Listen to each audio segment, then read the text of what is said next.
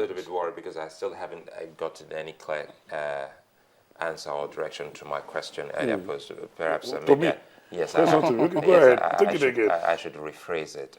Is grassroots governance important in our democracy? Absolutely so. So why is it? In fact, that is where governance should start. Why is it that it should be bottom up and not at least we've seen that top down? At least we've seen that in Lagos. Perhaps maybe that explains why you say from day one Lagos has always been an APC state, but in Ekiti it wasn't so. Yeah, Ekiti has been going forward. It wasn't so, and in so many other states we have seen in the country. They seem to give people the feeling that it is unimportant and they can actually fly without it. Being someone from bottom up to the legislative arm, which you were before going back to your practice, how would you say this can play out in an election like Ekiti State? From bottom up? Yes. Look, like Cumberland How do they call them? Soldiers, some foot soldiers. Foot soldiers, gatekeepers, soldier ants, call them whatever name. You need them. I mean, if somebody wants to be... I remember in 2007 when I was involved in... Because, a caretaker committee chairman or a caretaker in place doesn't seem to have the same clout as a man who is elected into office. Presumably so. But, I mean, for me, I'm not one for... I believe so much in a democratic process. I do not believe at any point when in a democratic process, I do not believe we should have vacuums.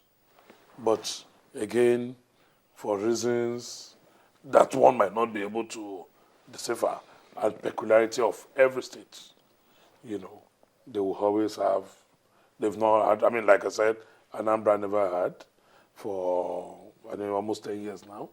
And there are quite a number of states across the country. Maybe there is a disconnect somewhere that one cannot really explain. Maybe it's something that is fundamentally wrong in our constitution. Maybe it's something that is even fundamentally wrong with our psyche.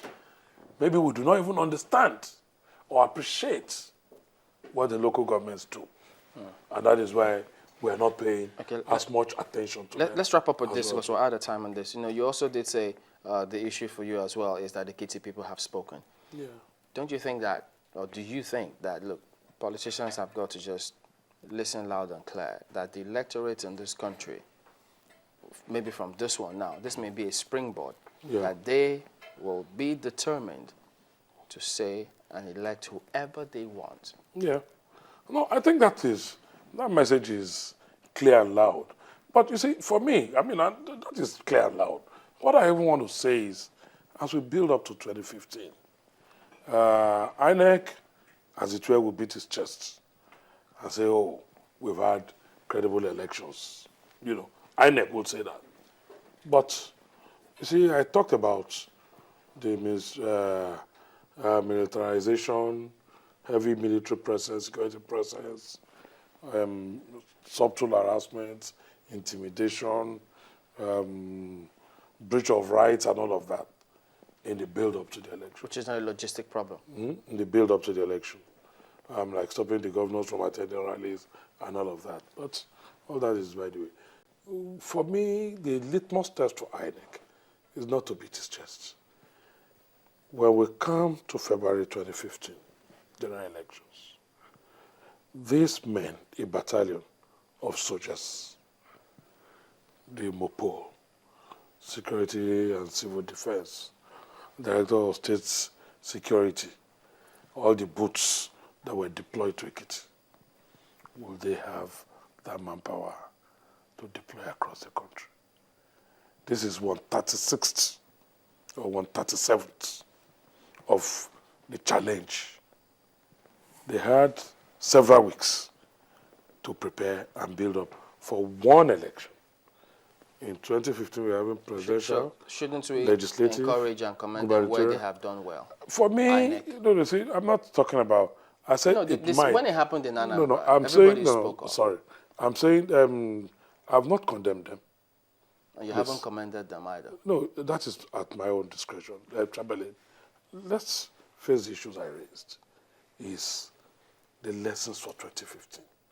And that is our litmus test. Okay, let's get your I, comments mean, on. I personally think, I don't personally subscribe to that over-militarization in a democracy. Yes, but in I terms do of not subscribe to sealing up or shut down states for 2 days. Seriously, it's not because a party won or did not win. For electoral purposes, people should not be deprived of. If you had said 12 midnight on Friday, but to a situation where you ask a governor not to come in as at Thursday morning, where one cannot even leave his state, not even in that state, it speaks volumes.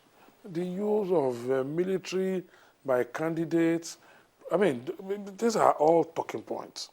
But I will say for the opportune time, I will put all that aside and concentrate on the election. But these are litmus tests.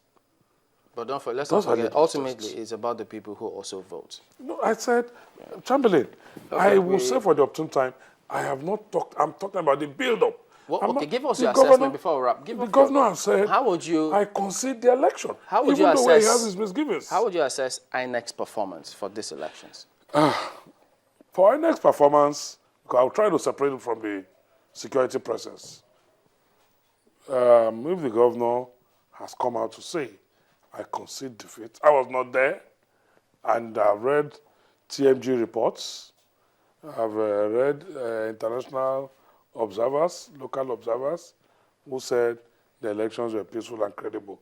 And if the governor, the one who was in the election, has said, I concede, who am I to now say, who was not there at all? To now sit down in the comfort of my home in Lagos or office and say, no, Fayemi is talking nonsense. I mean, who am I to say that? He has said he accepts the result and that the people have spoken, despite his reservations. All right. Thank you for coming on this morning. Mr. Babatunde Ogala is a legal practitioner and the former member of the Lagos State House of Assembly. Thank you very much. You're welcome. It's time to go for the headline news. Ayo Fayose is here with it. Morning, Ayo.